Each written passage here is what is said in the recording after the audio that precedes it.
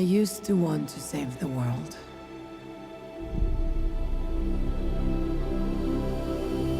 This beautiful place. But the closer you get, the more you see the great darkness within.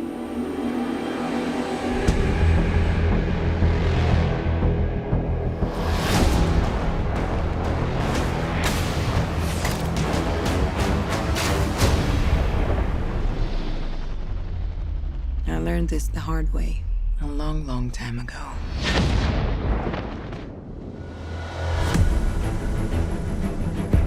What is your mission? To stop the war. What war? The war to end all wars. Weapons far deadlier than you can ever imagine. The war can be ours.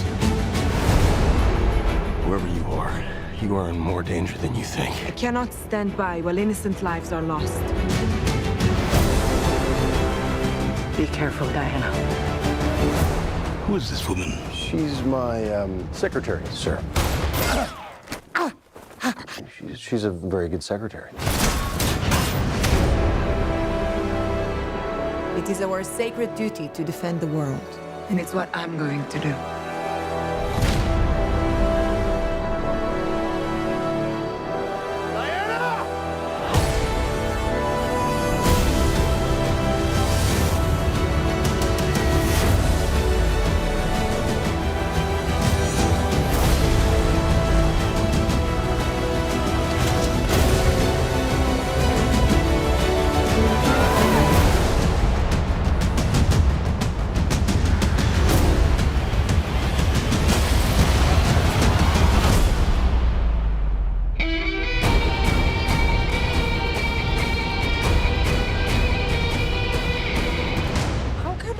Possibly fight in this. Fight?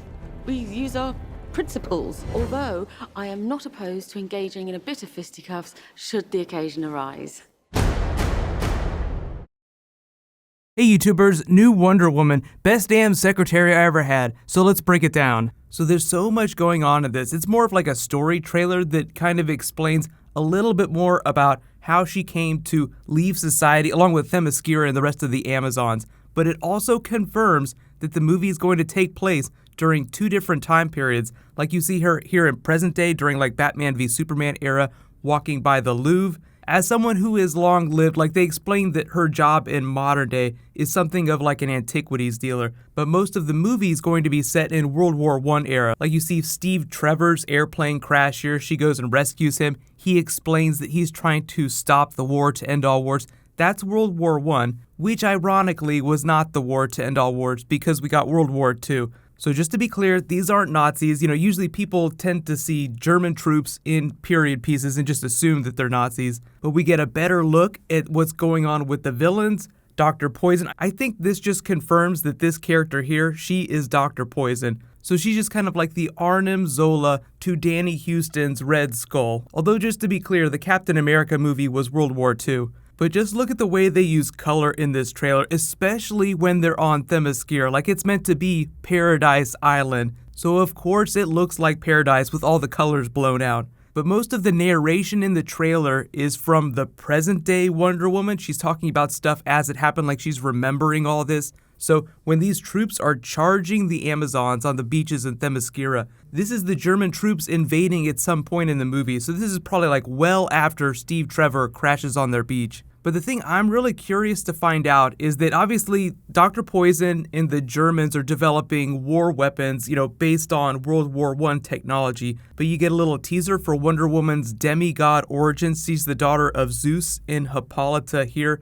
So maybe there's something that the Amazons have that the Germans want that will make them even more powerful. It's just a real question of like how grounded in the real world they're going to keep this movie, because we know about the mother boxes, we know about Darkseid, so it's just a question of how crazy they get with that more otherworldly stuff in the movie as opposed to just keeping it a World War I piece with a really badass Wonder Woman just trying to stop everything from going to hell. But that really is why she wants to help Steve Trevor, because she sees all this craziness happening and she just wants to stop the world from ripping itself apart. So a big part of the movie is just explaining why Wonder Woman is such an important character and why the world needs her. But kind of in the background, just don't forget that they have the over story that's linking all these things together with the mother boxes, the Justice League story. So that'll be in the background too. But most of this is just going to be a lot of Wonder Woman badassery. And one of the most fun things about her character, besides her soundtrack, which is really badass, it sounds like something right out of Game of Thrones,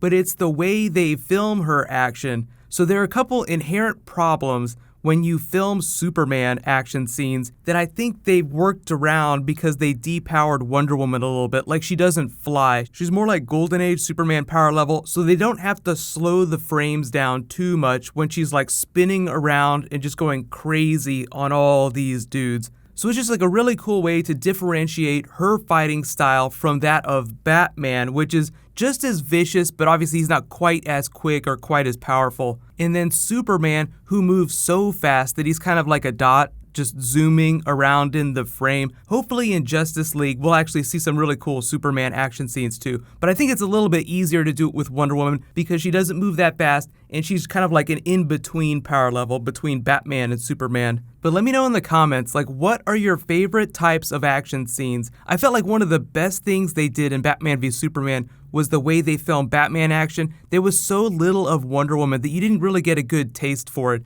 But this is a much better example of what her fighting style is going to look like during Justice League. Just imagine her fighting parademons, things that are much more powerful, so she doesn't have to hold back quite as much. But I love the way they use that 1920s humor at the end. Like, how do you fight in this freaking giant dress? I don't get it. Like, what the hell is going on here? So just expect a lot of funny moments with like the gauntlet reveals, like, you know, she's completely covered up here, so you wouldn't be able to tell her apart from any other random woman just walking around. So let me know, what do you guys think of the trailer? I feel like this is a much better trailer than the last one, but so far they've actually been really good trailers. I love the way the action looks. I love the way they filmed it. Like, it just looks so beautiful compared to the other DC movies so far. And I think it'll do a really good job of differentiating the tone of Wonder Woman's character from the other DC characters we've seen so far. Because, you know, like Batman, very different character, very different types of stories than Wonder Woman. Also very different from Superman, very different from The Flash as well. Like, they're all very different characters. So it'll be interesting to see how they weave all this together during Justice League. Speaking of which, though, there is a rumor that we're going to get the first big Justice League trailer, like an actual trailer, around Christmas time. So just expect a whole bunch more Justice League stuff to happen at the end of the year. But we are almost a year away from Justice League actually hitting theaters. That's going to be a November movie next year. So get hyped, it's going to be awesome. So later today, I'll be posting Arrow Human Target and my Doctor Strange spoiler review, but I'll wait to post that till later in the night, so hopefully you guys have had a chance to see the movie. Be sure and go see Doctor Strange. Also, really weird, really different movie from the Marvel stuff you've seen so far. It's a lot of fun. While you guys wait for that to post, you can click down here for like the last big Justice League trailer, and you can click here for the next big Flash trailer. Thank you so much for watching, everybody. Let's high five. I'll see you guys tonight.